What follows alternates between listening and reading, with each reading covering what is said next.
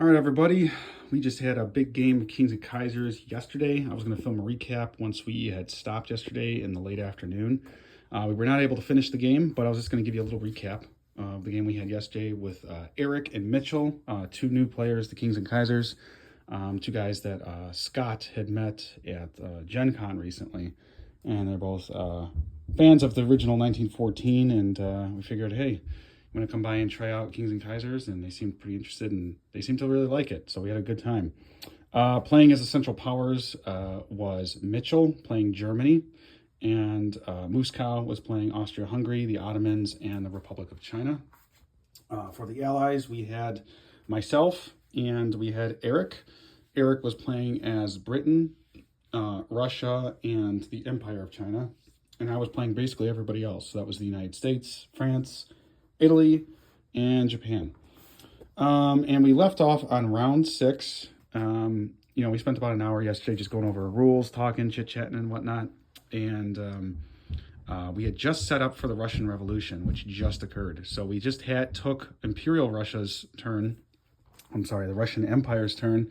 They were not able to prevent the revolution for another round. So round 6, the Russian Civil War had begun, and we set up for it. So nothing happened on the Soviet or the White Russian turns, but we basically thought that that was a good place to stop for the day.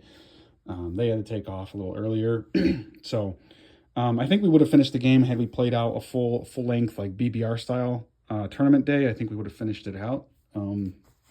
But that's where we left off. So in terms of victory points, I don't have the tracker set up because Moscow had brought his tracker and we had everything set up on his.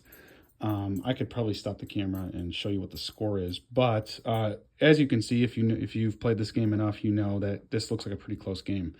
Interesting little highlights, though, is the naval standoff between Italy and Austria-Hungary. Austria-Hungary just dropped a bunch of subs. I think it was a 4 or 5 sub buy this last round.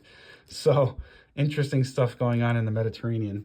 The Americans were starting to shift in here as well. America made a landing in Brittany here. It has some poison gas. So the United States decided to declare war. The previous round, I believe it was.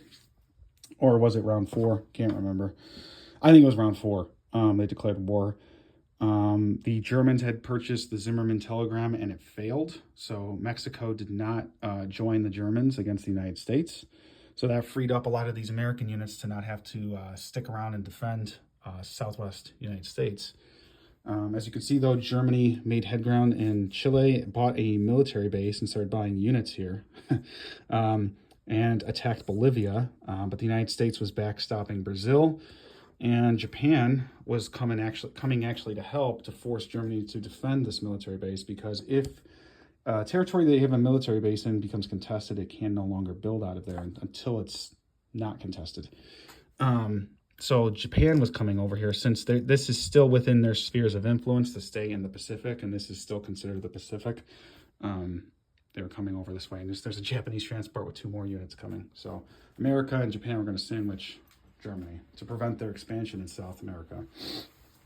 Africa, pretty tidied up for the Allies. There was a lot of battling back and forth over Germany, East Africa, but eventually we got it and we cracked it open. We destroyed that military base there. Cape Town nearly fell on the first round, but we got it back. It was contested for a little while, and it was looking like Africa was going to get mopped up pretty quickly. The standoff between Cairo and Palestine basically stayed all game and just kept building. They got very lucky with tech and got a trench works in Palestine. Had they not, we probably would have attacked a few rounds ago. So that's still a standoff. I think the Allies do have the slight edge there. The Ottomans overall were pretty boxed in. We did pay a lot of attention to the Ottomans this game, tried to box them in. They did help out with the revolution here. There was a lot of battling between West India and Persia and Mesopotamia, this area, a lot of battling back and forth. But that did prevent the Ottomans from pushing in harder into Russia. So we believe it helped the Russians, but perhaps it didn't. I don't know. The Germans and the Austrians went in very hard and very quickly into Russia, and they were trying to get the revolution to happen pretty soon, but we were able to hold them off with some aggressive action with the Russians. So we made some big attacks, and we basically bought ourselves a round or two by doing so. Another interesting thing I forgot to mention in the Balkans, for the first 3 rounds, Serbia held against onslaughts by Austria-Hungary, and eventually the Germans, as you can see the roundel here, took Serbia for the Austrians, so that was pretty funny. They had to come down and help the Austrians. They just weren't getting the job done. What else? Any strategic bombing raids by the Zeppelins have not been that devastating this game.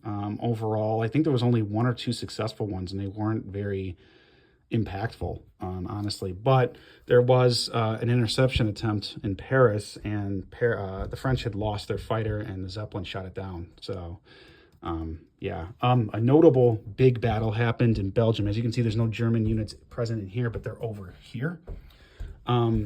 I, as France, from Picardy last round, decided to attack Belgium, which had a bunch of German units, and there's what's in there right now. And Germany has not gone yet in this round, but I decided to attack, and basically, the dogfight we had, I had 3 fighters, they had 3 fighters. I got completely diced on the dogfight, but I ended up doing a good amount of damage, and they did good amount of damage against me. So, it was interesting to see what was going to happen here, especially with Germany being freed up, no longer having to deal with Russia and spending all its money here. So this could be, I think the Western Front would have basically determined the game, honestly. Moving over to the Pacific, Japan got a very slow start in trying to clean up the Pacific of German colonies. It's still working on that. There's still Qingdao up here, Bismarck Archipelago, German Samoa, and German New Guinea, as well as they snagged New Zealand at a certain point. So a lot of cleanup that Japan would have to do in the next 4 rounds. But overall, interesting. I have Japan, like I said, coming over on this side of the Pacific, which that's going to slow things down even more, but it will prevent the expansion of the German push in South America. And the National Protection War, which begins on round 3 between the 2 Chinas. One is Allied aligned, one is Central Power aligned. It's pretty 50-50. Most of the time in most of our national protection wars, it seems like after the first 2 rounds, it's pretty evident who's going to win it. And honestly, with this one, it's just been back and forth, which is good. That's what you want to see. So technically right now, who holds the point? 1, 2, 3, 4. Yeah, so Empire of China technically has more controlled territories, so they would be the Allies would have the China point if we stop the game right here. But I feel like this could go either way. In fact, I think Republic of China might have the odds here because they have more units in Hopei. But yeah, that's basically it. There was a lot of naval movement in the South Atlantic with German cruisers. We finally knocked those out last round. That's why this dreadnought is damaged over here. But yeah. Really good game, really fun game. Had fun with Eric and Mitchell. Seemed like they had fun too. I hope we can play again another time. I don't think we're gonna be able to finish this particular game off just because trying to coordinate 4 different schedules is really tough, especially when you have kids too. Like I know Eric has kids, and I'm not sure about Mitchell if he has kids. I forgot to ask him, but it's very hard. So we may just call it here. I don't think we determined who would win or not, really. I think this is very much a 50-50 game. But yeah, it was a great time. I hope we can have another one soon. I haven't played Kings and Kaisers myself in quite a while, so it was nice to jump back in. And yeah, I have nothing else to tell you. Post your comments below, I guess.